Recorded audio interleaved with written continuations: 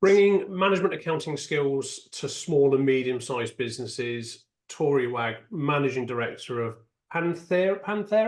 Panthera, sorry, I always get that bit wrong, Accounting, joins us today to talk through her experience on helping SMEs to better understand their finances and her personal journey in business. How are you today, Tori? I'm really good, thanks, David. Thanks so much for having me on. Well, thank you. Thank you for taking the time to join us and share, some of your learnings and some of your story. To start us off, could you maybe just give us a sort of bit of a background around what it is that you do and what sort of services you offer? Yeah, so what we're really passionate about at Panthera is helping small businesses and the people that own them to thrive. And that's kind of like the way that we approach everything that we do. So yes, we're accountants. And so that means we do the things that you would expect accountants to do, like tax returns and helping people to set up their zero, that kind of stuff. But we also are management accountants. So that means the day-to-day bit of accounting, which is helping people to understand what's going on in their business by looking at their finances more regularly than at the end of the year. And that's one of the things I get really excited about, is how can we use that data? We're collecting it anyway to give to HMRC. How can we use it as business owners to build better businesses and understand our business better? So that's where we get really involved. And it looks like running your payroll and doing your bookkeeping and doing your accounts, and also having a conversation maybe once a month, maybe once a quarter, and helping people kind of get under the bonnet of their business. It's a really, it's a really good point. It's a really important factor, actually, using the numbers to give you information to make informed decisions, isn't it? It's amazing how many business owners are still running their business off of a bank balance, and then, like you say, end of year accounts. So what sort of impact do you see on the businesses you work with? What sort of different results do you see that they get by having that management accountant piece that you do? So there are kind of a number of things. Some of them are sort of helping them to be able to build a better strategy, because they know what is happening in their business and therefore they can make plans. So I've seen that kind of the ability to build faster and better as a result of having that information. Some of it is peace of mind and psychological difference, because one of the things people often come to us with is this real panic around finances, like there's a couple of things: panic and also some shame. Like, I'm running a business and I don't really understand my numbers, and I should do, and I'm embarrassed about that. Yeah. And that's one of the things we love to just strip away and go, look, there's no shame here at all. It's complicated. We know we use difficult terminology. We know we don't make it easy as accountants for you. So our job is to educate and hold your hand through it and support you so that you get to understand that a lot better. So the kind of things that we're seeing people doing is moving from that space of panic into sleeping well at night, feeling like they're in control, understanding the numbers better, and also just building bigger businesses than they thought they were ever going to manage, because they've got the right data to hand. It's such a common thing, and nothing to be ashamed of, is it, around that sort of fear around the numbers, because it does feel like a dark art sometimes, doesn't it? I think, was it Richard Branson that sort of said, I don't know the difference between net profit and gross profit or something, but having the right people around you that can give you the information you need to make decisions is really, really important. It's knowing who to pick up the phone to and go, I don't get it, but I know you do. Help me understand. It's interesting you say about the peace of mind thing and sort of getting out of your head, because it's often those things that worry people a lot and absorbs quite a lot of their thinking time and their sort of thinking space. Whereas if you can alleviate some of those worries, they can then spend time focusing on what they're good at, which is growing their business, making more sales, looking after the customers. Absolutely. And so often we do find business owners, especially when they've grown their business right from scratch, is that one of the last things they let go of is the bookkeeping. And you're like, why are you doing this? You could be out selling or talking to your customers, and you're still up at night or at the weekends, very often at the weekends, typing up your invoices. And like, that's not a great way of using your time. So relieving them from that so they can really flourish in their business is important to us. Yeah, absolutely. Now, listen, with all that, you're still a business owner yourself. So you founded the company how many years ago now? 18 years ago. 18 years ago. So you've probably had some lessons and some learnings over that time. If you had the opportunity to wind the clock back, go back 18 years, start it all again, what sort of things would you do differently, if anything at all? Oh yeah, lots of things, lots and lots of things I'd do differently. I think the big one is I would have got very clear on my niche early on, in the journey, because a lot of us go out, we know what we're good at, and we try and sell that thing to everybody, and we're not very clear on who that perfect customer is. And that was definitely something that I didn't nail down early on in my business career. And over time, sometimes I'll watch new entrants into the market. I'm like, oh, I wish I'd come in like that. That's really smart, you know, very clear on, we only work with exactly these people in this kind of niche, because it keeps you very focused, and it means your growth can be much more linear. And I think what I often see with business owners is that we sort of bumble around looking for who our perfect customer is, and we can go sort of around the houses, and it's quicker if you know where you're starting from. So probably that. And I think the other thing I would have loved to have been better at the beginning was being absolutely fine with failing. Just try it. Don't worry about when it goes wrong. That's all part of the learnings. And I was probably a bit precious about that. I wanted to do it all perfectly. And you learn as a business owner that that's not something you get to do. You can't be perfect at everything. So you have to be okay with, you know, failing and then learning from it. There's that, there's that saying, isn't there? I don't quite believe that sort of practice makes perfect, but actually practice makes progress, really, isn't it? It's kind of like, you know, learn to accept that you're not going to get it right. Perfection doesn't exist.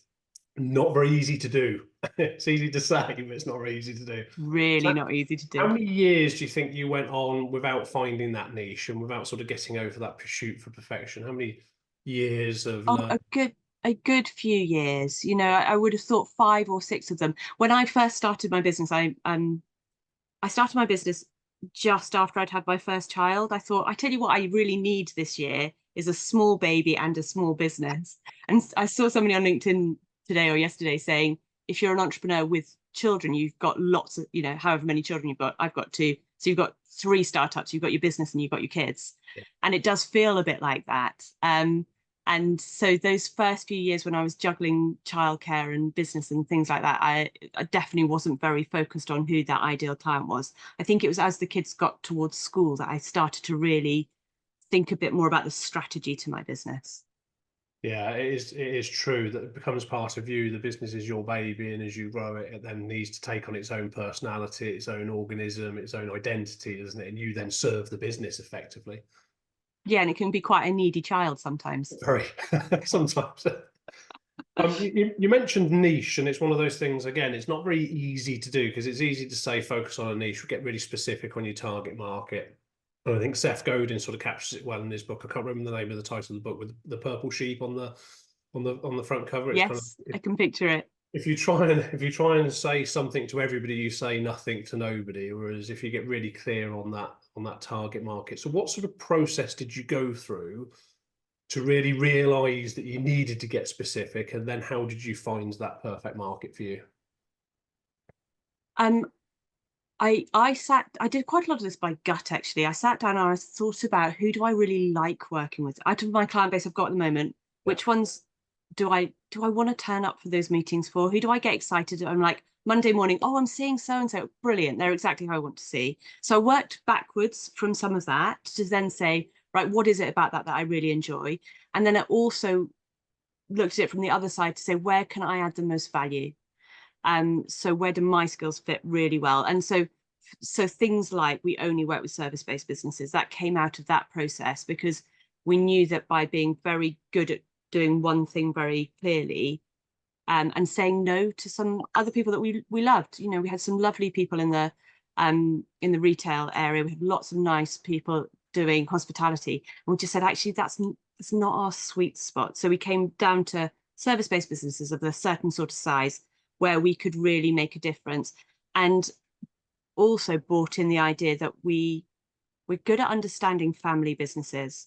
So we've worked really hard with quite a lot of people where there's, you know, husband and wife, or dad and daughter, or those kind of relationships, because I've been through that myself, because I used to work with my dad. So we bring up that kind of knowledge of what that's like to be in those kind of businesses, and they have very specific kind of challenges. And it's great to be able to say, well, because we only work in those kind of areas, I've seen this over here, so this we can help you with, because we've already been there. Yeah, great lesson. Start to learn from other people's learnings and use the community around you. Sounds like you've also identified a target market that's aligned with your core values. Gives you that sort of excitement and Absolutely. And core values is really important to us. And I think that might have been one of the first pieces that I did with my team, where we sat down and we spent quite a lot of time saying, what actually are those core values? Because if we don't know that, we don't know anything else. Yeah. And so we worked really hard on making sure those were really clear. And then from there, it made it really easy to know if our clients were the right kind of clients that we're bringing in, because if our core values weren't aligned, we just knew we weren't going to be able to work really well together. Yeah, it makes such a difference, and involving the team is a fantastic way of aligning those core values internally and externally. How many people have you got in your team now? We're 12 at the moment. Okay. And have you sort of grown organically over the years? If you had sort of a period where it was the same and then rapid growth, what's your trajectory been like over the last 15, 18 years? Yeah. So quite a gentle curve. Yeah. And the first hard bit was saying I actually need somebody to help me in my business, because it took me a while to work that out. And then I gained some stuff by acquiring a business. So we acquired a business in Didcot, which is where we're now based. And I got two amazing members of staff from that acquisition. And that was a really wonderful way of bringing expertise and understanding of the clients straight into the business. So that helped us on a little bit of a growth trajectory. And then it's been a sort of slow joining of client account managers as we've needed them into the business since then. And more recently, we've had a non-accountant join our team, which is quite rare for us to have done. And we brought in a coach who is also our customer excellence manager, and she deals with our marketing. So she's brought loads of skills in, which we wouldn't have got from just adding another accountant into the mix. Yeah. So you mentioned about acquisition then. So acquisition is quite often a quick way to grow, because you can buy into a new market, or you can buy into a sort of set of new customers, or you buy into an existing team that's performing well. What was your motivation for acquiring as opposed to trying to grow through your existing business? Well, it was really about speed, and for exactly that reason, because we brought quite a large client base in at that point, and to have gone and acquired them one by one would have just taken so long to get there. But also bringing in expertise that way. So lots of people think about the sales part that they're buying, but they forget it's the people that they bring in. It's just wonderful to build your team that way. And it also came from the fact that there was an opportunity. So I wasn't specifically looking to acquire when this business came across my desk, but it gave me an opportunity to help some people that I could help out. The accountant that did own the practice was really unwell and wasn't able to come back into the practice at all. So I actually bought the practice from his family after he died. Okay. And it was just an opportunity to, help the community, the business community that was there. They were relying on a wonderful accountant, and it's really hard to survive without an accountant. So it was great to be able to work in the community in Didcot and help them with that as well. Yeah, it's really good. It's really good. So from a team perspective, you've acquired a team, you've grown a team, you've clearly recruited people over the time, you've even got people from outside the industry, which is fantastic to hear. What sort of qualities do you look for in the people you're hiring or bringing it on board, and how do you foster a high performing working environment? Yeah, that's such a great question, and it's definitely the bit of magic you need to get right when you're growing a business. The one quality I really hire for is passion. I want people to be really passionate about helping other people in business, and if that's not there, they're just never going to come through the door for me. So it's passion, but it's also things like, it's all those soft skills, it's listening skills, it's empathy, it's being able to understand what it's like to be on the other side of the accounting table, where you don't understand the terminology and you're a bit scared by it, and to be able to put yourself into the shoes of those clients and to be really kind to them around that. So those are the kind of things that I'm looking for when I'm hiring. And what do we do? So we spend a lot of time talking about this kind of building our soft skills. We do a lot of CPD, so continuing professional development, which we have to do as accountants anyway, but some people do that all on the hard technical stuff. And we like to work really into the listening skills, asking the right questions, knowing when to be quiet, which doesn't always come that easily when you're a professional. And then we do things like we have quarterly wellbeing days as a team. So we get ourselves either off site, or we spend a bit of time doing different things like getting outside, doing yoga. What do we do? This last one, we planted seeds, and we put some real thought into how we do that. We do a bit of meditation. We can get a bit woo-woo sometimes. So we do that kind of stuff, just to really focus in on the well-being of the business, the well-being of the team, and making sure that we're looking after our own health and avoiding things like burnout, which is probably one of our biggest worries in a professional team, that we'll burn ourselves out. And we're an all-female team, which is a bit rare in an accounting practice. So we kind of lean into what do we need as women in business, and how do we need to support ourselves. Is that by design, or has it just happened that way? It's kind of happened that way. I think because of the way that we hire on values, and we're looking for a lot of those soft skills, I think women are particularly good at bringing that empathetic side into the business world. We wouldn't say no to the perfect guy, and we have had men in our team before, but it's just a team of 12 women at the moment works really nicely. Yeah, that's very good. Like you say, going back to that core values, it sounds like you've got that sort of joined in process around looking for the people that are aligned with your core values, your ethics, your culture. And you've understood the Maslow hierarchy of need, that over sort of water and a shelter and things like that, people want a sense of belonging, sense of purpose. Yeah, the purpose is so important for us. And we've got the most wonderful recruiter who understands our core values and our purpose, and helps us find those people. So she'll never put somebody in front of me that doesn't already live into those kind of values. That's great. Sounds like you've got a lot going on, with kids as well and things like that. So how do you balance, your personal time with the demands of running a successful and busy business? Yeah, it's hard. It's really difficult. One of the things I did I think it's about 7 years ago now, is I decided not to work on a Wednesday. So I have a non-working day right in the middle of the week. And that helps me to keep fresh for the 2 sort of mini weeks that I do, Monday, Tuesday, and Thursday, Friday. And it means I can do all of my personal admin and all the things that I need for myself in that time. And that's massively helped. That sort of stopped the bleed of the business into the rest of my life that I see lots of business owners struggle with. And I'm pretty strict about weekends and things like that. So time management is really important for us, but I also model that out to the team, because it's important for them that they feel they're allowed to stop and have family time. And so that's one of the things that I do to try and help with that. And so default diary, getting structure around your diary, blocking out personal time. What happens when the stuff from work starts creeping in? Because it's human nature that, I'll just do, or I'll just half an hour or so. How do you spot it, and how do you stop yourself from falling into the trap of it just happening? So I've got a great accountability group. So one of the things that's really helped me in my business is having other business owners around me who get it, because owning a business is not like being an employee at all.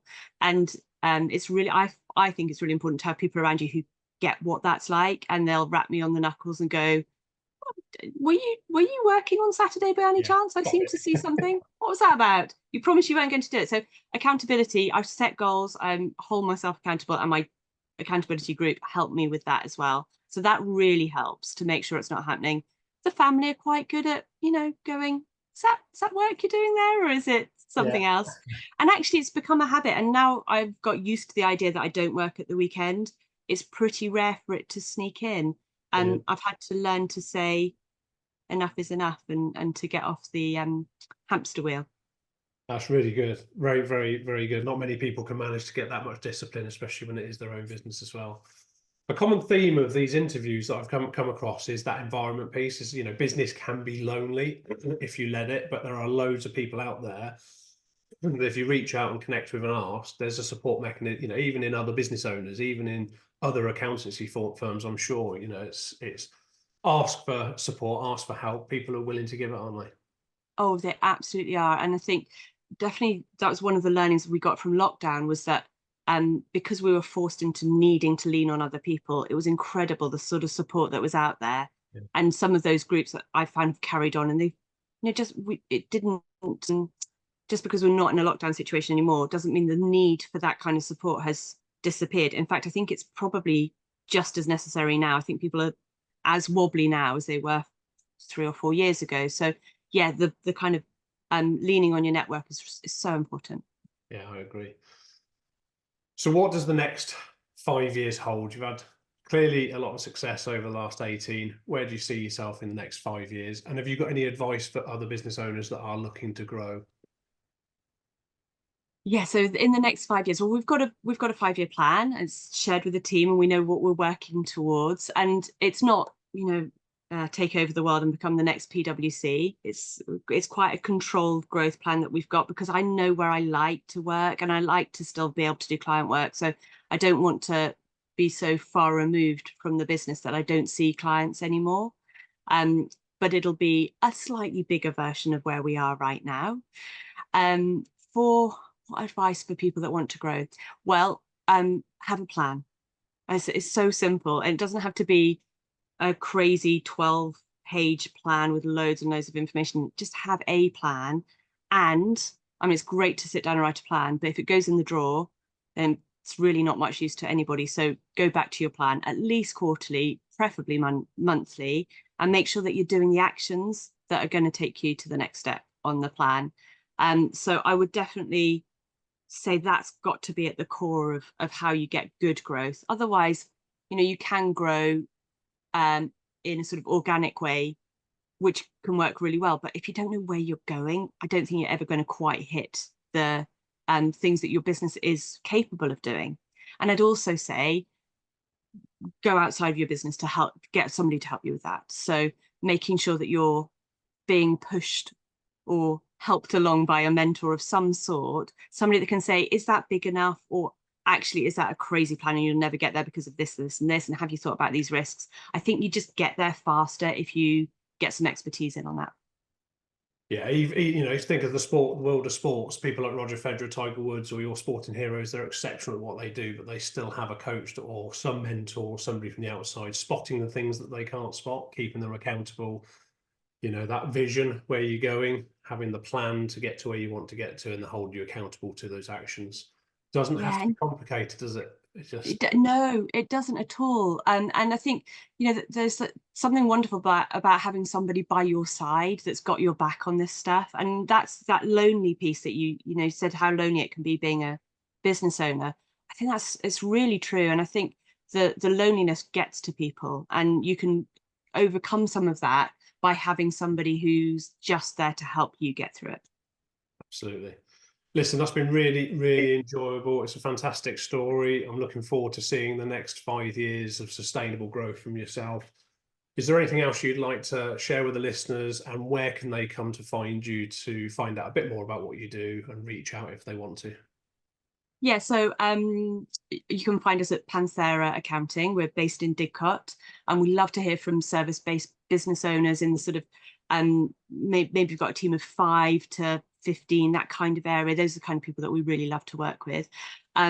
We will often just have a conversation with somebody absolutely for free, or always for free, our first conversations. If you've got a kind of concern, or you think, maybe I should be getting more from my accountant and I don't think I'm going to be able to, we love that conversation, because we can just show you what the possibilities are. Yeah, excellent. Tori, thank you again for your time and sharing your journey with us. Appreciate it. Thanks so much, David. I've really enjoyed chatting with you. Pleasure.